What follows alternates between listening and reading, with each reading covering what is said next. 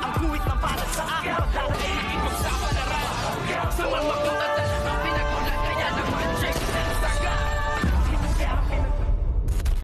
Good afternoon and welcome sa aking munting channel sa pagpunta nga ni Channel Rivas dito nga kay Mayor Alberto Guerrero. Ito nga ang ipinagputos nito ngang si Ramon Montenegro na kausapin nga itong si Mayor upang linisin nga ang kanyang kalat na nagawa, kung kaya't dito ay agad-agad ngang tinawagan nitong si Mayor Alberto Guerrero ito ngang si Kernel Romero, at hindi naman ito nakatanggi kahit na nga sabihin pa nitong si Kernel na marami daw sa kanyang mga tauhan na ang nawala dahil nga sa gulong ito. Ngunit sinabi nga dito nitong si Mayor Alberto na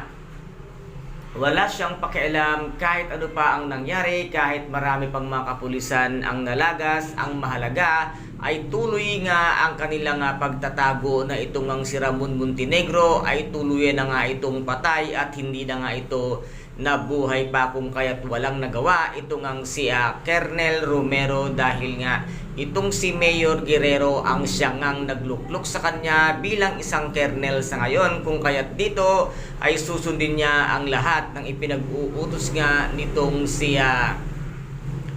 Mayor Roberto Guerrero, kaya't bigla siyang bumaba ng kanyang opisina at sakto namang pagdating nitong ang si Rigor na magrereklamo nga daw siya patungkol nga dito kay Ramon Montenegro na ito ay buhay na buhay at siya nga ang nagsimula ng gulo sa San Dimas na ngayon ay maraming nadamay at marami ring kapulisan ang nangamatay dahil nga ipinaglaban ni Tanggol ang kanyang tunay na amang si Ramon Montenegro. Ngunit sinabi nga dito nitong ang si Kernel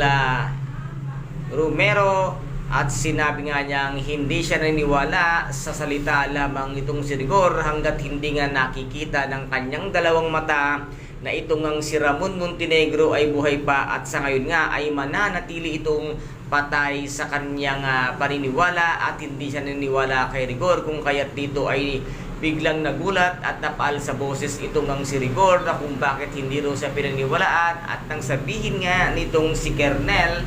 ay tanungin kung nasaan ang kanyang video or evidence na ito ay buhay nga talaga, ay wala siyang maipakita, kung kaya't sinabi niyang patay na itong si Ramon Montenegro at ikaw nga ang pumatay sa kanya, kung kaya't walang nagawa itong ang si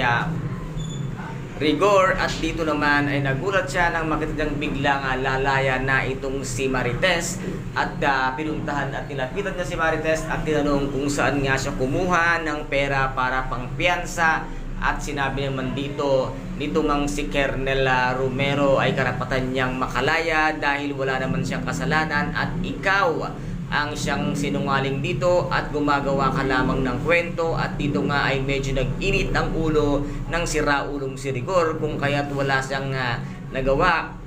sa desisyon itong si Kernel Romero dahil nga sa pangbabastos niya. At nasabi nga niya dito na tama nga ang narinig ko at nalaman ko, ito patungkol sa iyo na isa kang pulpul at wala kang utak at wala kang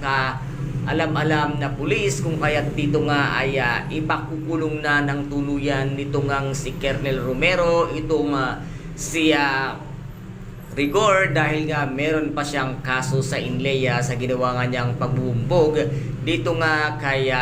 General Pacheco. Kaya guys, ito po ang ating pakaabangan sa mga susunod na episode dito nga sa FPJ ang Batang Quiapo. At kung nagustuhan po ninyo ang aking videos for today, paki-subscribe na lamang po ng aking channel, paki-like and share para maging update kayo sa lahat ng gagawin kong videos. Maraming salamat po, ingat, God bless and